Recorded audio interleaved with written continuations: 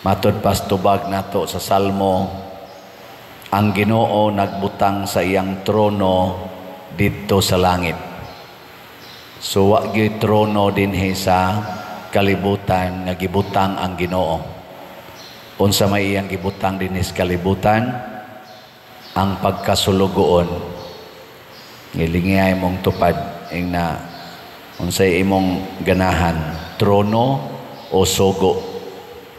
Tingnan ko no. Mga asawa, unsa may inyong ganahan kanang ikay sigig sugo sa imong bana nga mura kag nakatungtong og trono o ikaw mo sige hagsugo sa imong bana. Ana. And vice versa, mga bana. Kamong mga ginikanan unsa man naghimo og trono diha sa inyong balay nga kamo gyud magsigig mando mura kag nakatungtong og trono or magsige mog alagad sa inyong mga anak. Kami sang mga pari, kumusta man? Naghimo na mig trono dinhi sa kalibutan o nagsige mig alagad sa katawhan? Ang ato karong mga government leaders, labi na ang bag-ong na elected, kumusta man? Naghimo na sila ilang mga trono o siging alagad? Musugod na gitaghimog trono dinhi sa kalibutan, anha gyud mahugno ang atong kinabuhi kay mag-away naman ta, mag-ilog na, magtigi na ang kusog. Mao na diri sa atong unang pagbasa, ang dunay mga trono nagkalalis-lalis, di na sila kamaong mo desisyon nya. Si Pablo nga iyan ang gikuha ang iyang trono, relax ra siya. Ug asa siya dadon, asa siya husayon nga trono, asugot ra sad siya. Unang gida siya, giplanuhan siyang dadto sa Roma. Diri sa atong ebanghelyo, si Jesus nangutana ni Pedro katulo, pamilyar man kay ni nato. Sigihan siya pangutana, gihigugma mo ba ako? Niya pag-ingona ni Pedro sa ikatulo nga nasayod ka sa tanan, Lord, nasayod ka nga gihigugma ko ikaw. Ningon dayon si Jesus, atimana.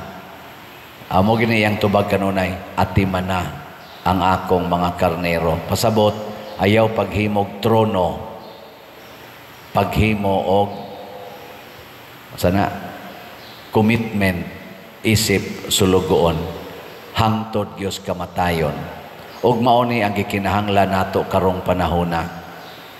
Kamong mga parishioners nako online o territorial, unsa man mo, magpasugo ba mo nako o dili? Nyag magpasugo gani mo, hala, padayon mo palit og slot. Bahala nagwa na tay slot karong gibaligya, padayon nagpalit.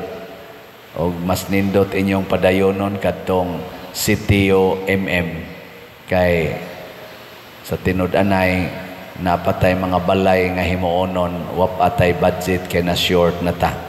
Mao na lang ni atong slot nga ipadayog baligya ang sitio kay di ta maghimog trono, manghimo tag balay sa mga kabos. Ana no?